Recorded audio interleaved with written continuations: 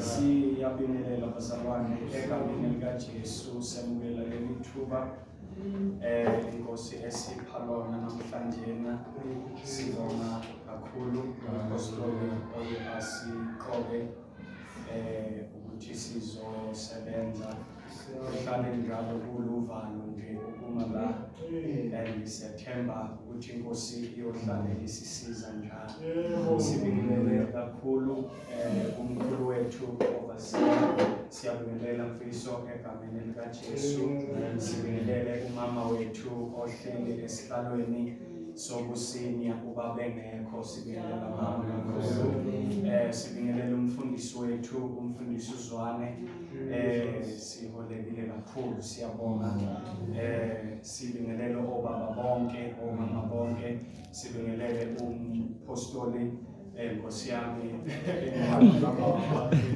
ehamba yedwa siyambingelela egameni likaJesu sibingelela abafowethu dadewethu nosonto sikole haleluya amen iBhayibheli esizolifunda noma iscripture sizosithola kuchapter number 45 incwadi ehloniphekile kaMprofethi Isaiah Isaiah chapter number 45 sifunda verse 1 to 3 bese sifunda no verses number 15 ngicela ukuthi sithandaze so that sizofunda umngane Baba sikwethembile kakhulu egameni likaJesu izwi lakho liyisinga lokuphila kithi kuliqiniso sime nje kungenxa yalo impilo uNkulunkulu wethu ongcwele iyadinga ukuthi njalo uhlala ukhuluma kithi ukuze sikwazi ukubhekana neqiniso lempilo nanti izwi lakho Nkosi sikwethembile ngalo September Nkosi ukuthi uyawulekelela umphefumulo nenhliziyo yethu egameni likaJesu simelene uNkulunkulu wethu nawo wonke umoya omelene uNkulunkulu wethu ongcwele nezwi lakho nawo wonke umoya omelene nokushinyelwa kwevangeli lokuthula nawo wonke umoya omelene nokusindiswa kwabantu simelene nawo egameni likaJesu uNkulunkulu wethu ongcwele sikwethembile in Jesus name amen chapter number 45 oyitholile ngesizulu siyacela asizame Isaiah yebo isihloko esamashumi amane nanhlanu ingonyana verse 1 to 3 Isaiah sahluko esamashumi amane nanhlanu 45 ingonyana sisuka ku1 sigcina ku4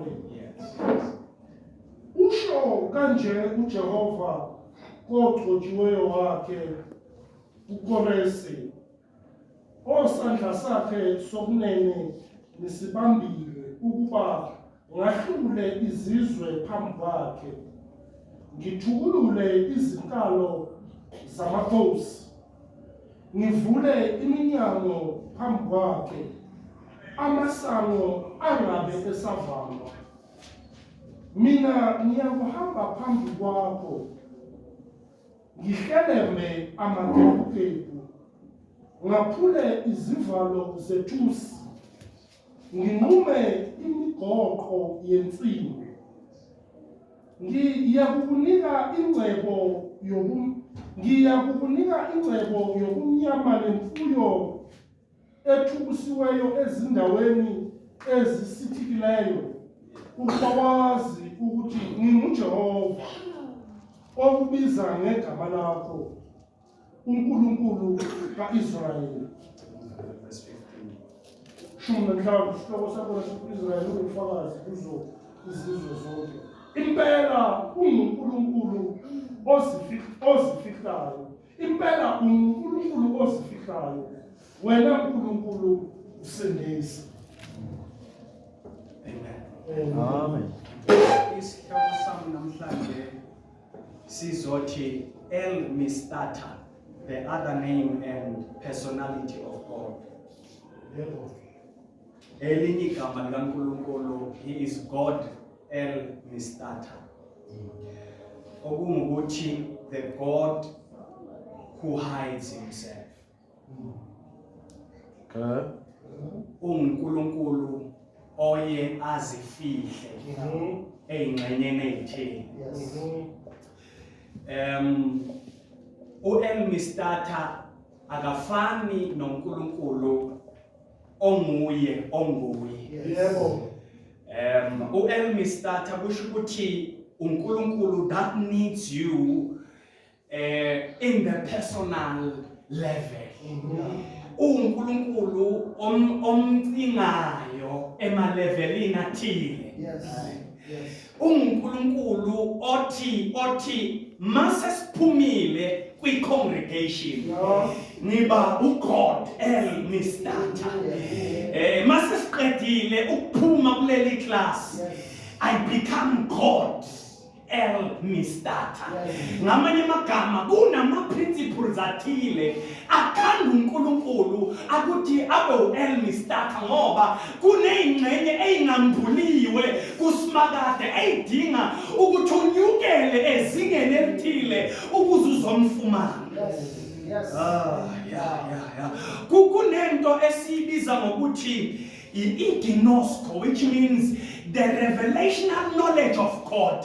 Ngamanye amagama lokho izinto ongayitholi naseBhayibhelini kodwa izinto oyithola mase ufumane uElmistata. Mawusumcingile wamfuna la abantu bengamcingi khona wena umcingi ngoba khona izinto that you need kuyena. Jesus. La esifunda khona sizwe iBhayibheli uthi mayebhala umprofeti ohloniphekile uIsaiah uthi, this is what the Lord says to his anointed, to Cyrus the king of Persia, whose the right hand I have held to subdue nations before him. And I will guard the loins of the kings, disarming them, to open doors before him, and so that the gates will not be shut. I will go before you. Hallelujah. And level the mountains. Ngizawuhamba phambi kwakho. Besathi bese ngihlelemba amagebhugebhu.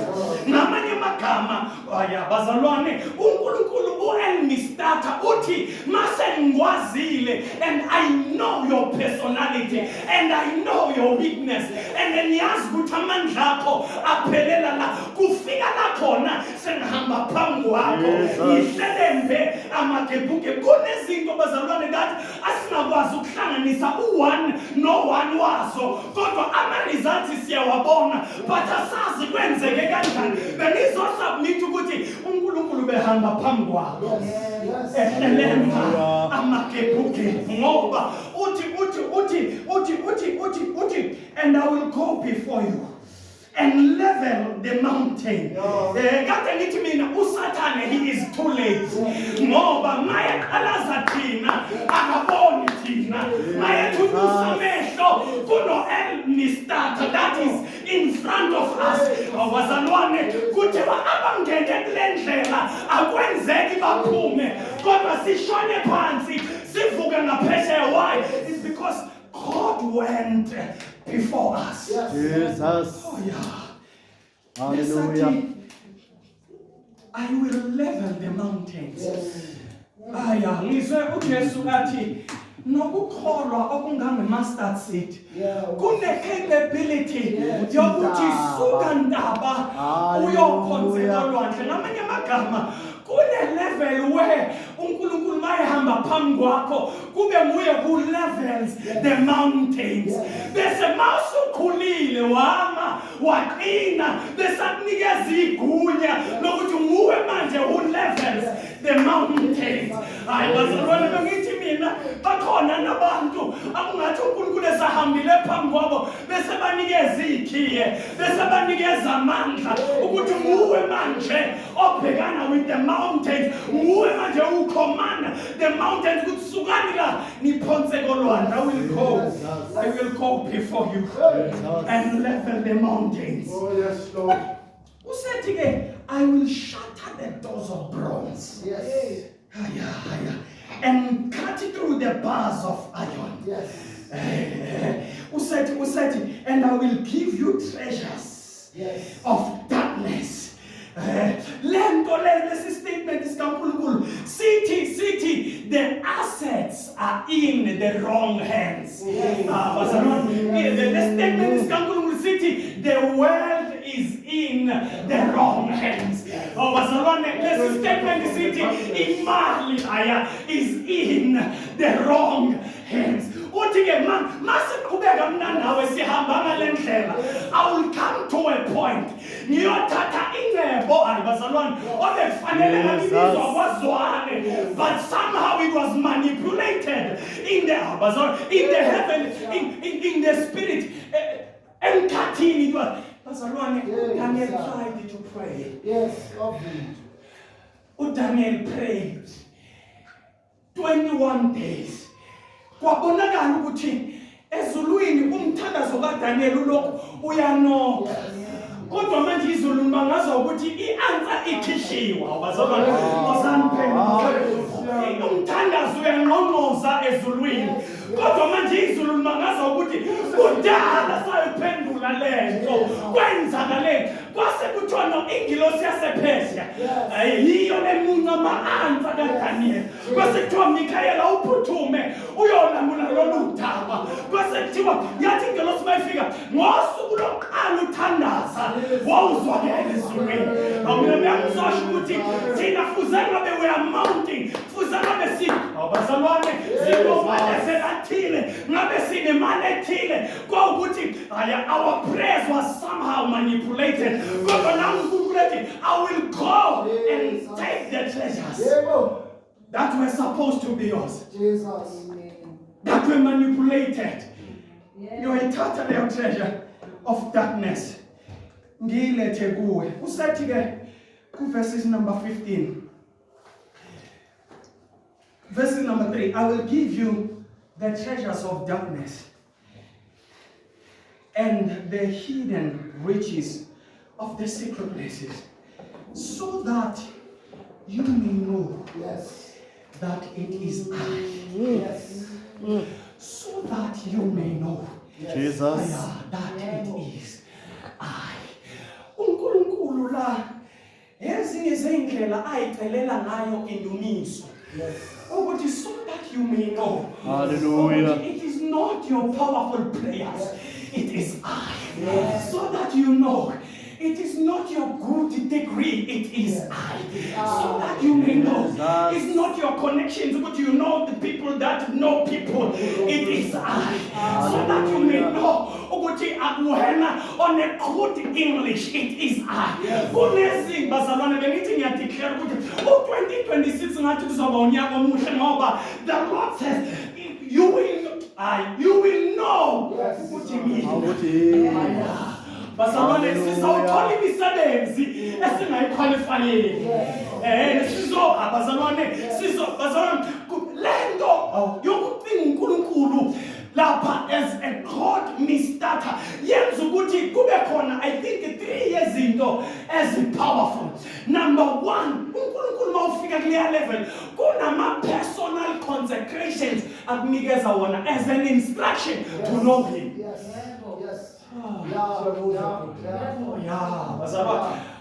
Personal, consecrations that are declared by the Bible.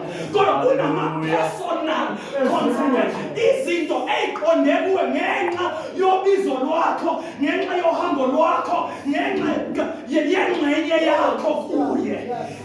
Lawo personal consecrations ingaba right into mayenziwa uzwane. Kodwa athi uNkulunkulu wena, it doesn't require you to do that. Ngoba uhambo lwakho aluyiswa leyo. Those are the personal consecrations. Hallelujah. Number 2, favor. If you have encountered God El Mistata, you get uncommon favor. Let's take Esther for instance.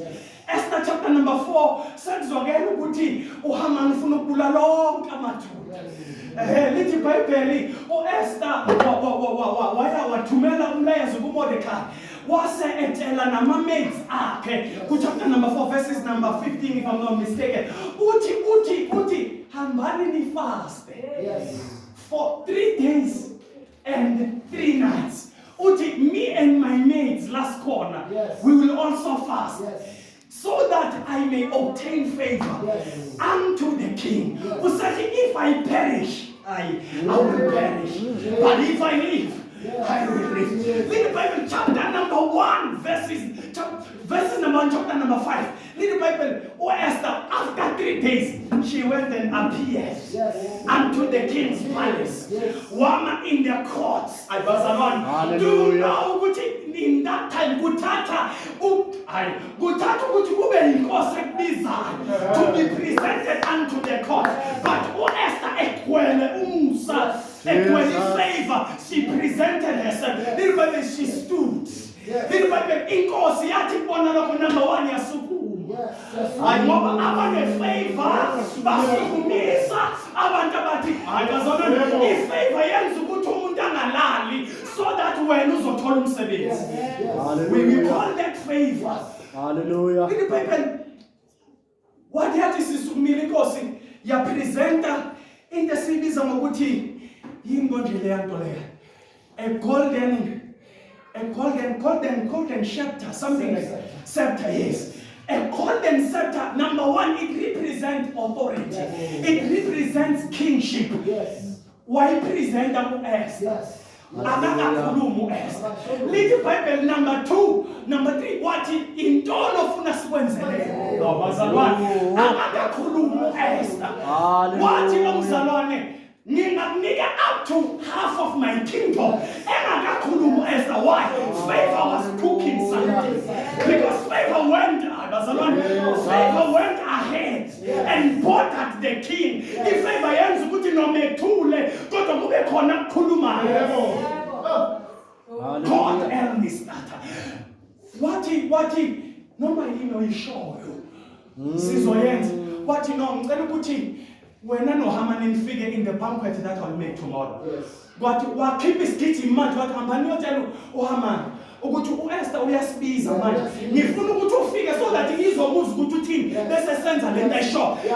That is favor. We call it favor.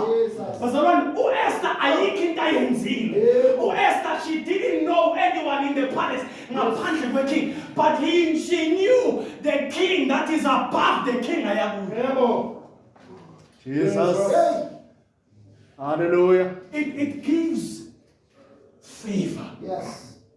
Uncommon favor. But there is a price to pay. Yes. She prayed and she fasted. Yes. She didn't wake up in the morning and say the faith. Yes.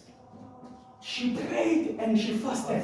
On the 3rd day she encountered uncommon favor. Yeah. Then number 3, you get, let me say this, favor of the prophetic and apostolic favor. Yes. If uhlala nalonkulunkulu esimbiza no God help me starter.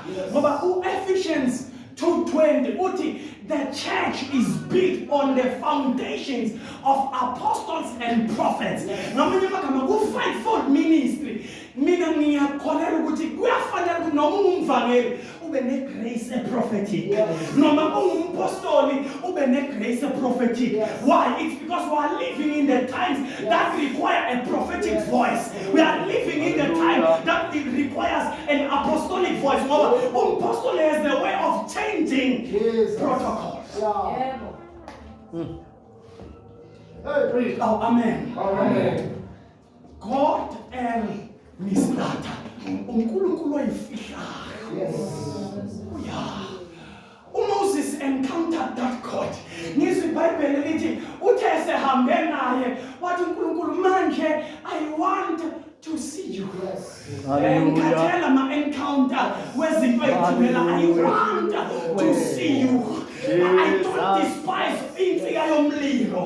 I don't despise insika yevu. But now I want to know. I want to see you. And the Lord said, you will not see me only. Angeke ungibuke bese uyaphila.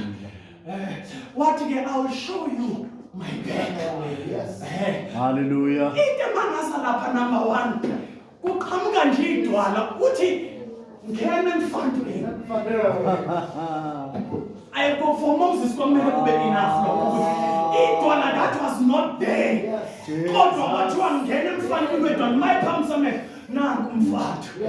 Awu bazalwane wangena emfaneni kuyimi engizothi inkosi no sengiyabona no nguwe lo nkosi ngoba kwaleli dwala belingekho kanti umfaka kuJesu abazalwane wamthatha wamvalela kuJesu wathi semvalele kuJesu waqhamuka uSimakade wadlula wathi ke usungangiqalaza Moses wabona umhlane kaNkulunkulu into yokuqala ayibona emhlane kaSimakade Genesis 1 verse 1 in the beginning God abazalwane ngenxa yokuthi uye wamuva kwi-level la he was not there but he wrote as if wayekhona uNkulunkulu ebumba umuntu.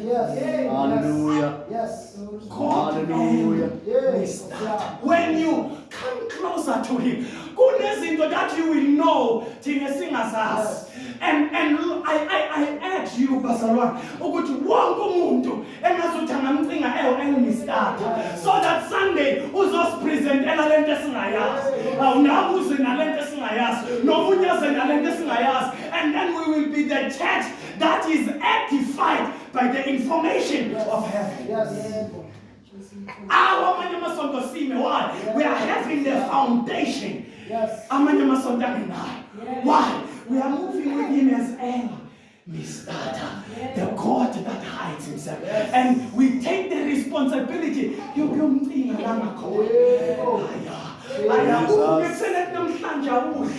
First angeleli viki khona into there are whispers and yakhumbula sidinga kumalabazana sakhuluma ngoMatthew chapter number 20 verses number 28 athi Jesu I'll whisper to you. Hallelujah. Whispers that will present them on top of the houses. It's those whispers that we need in the last days. Ilawuma whispers that will govern us.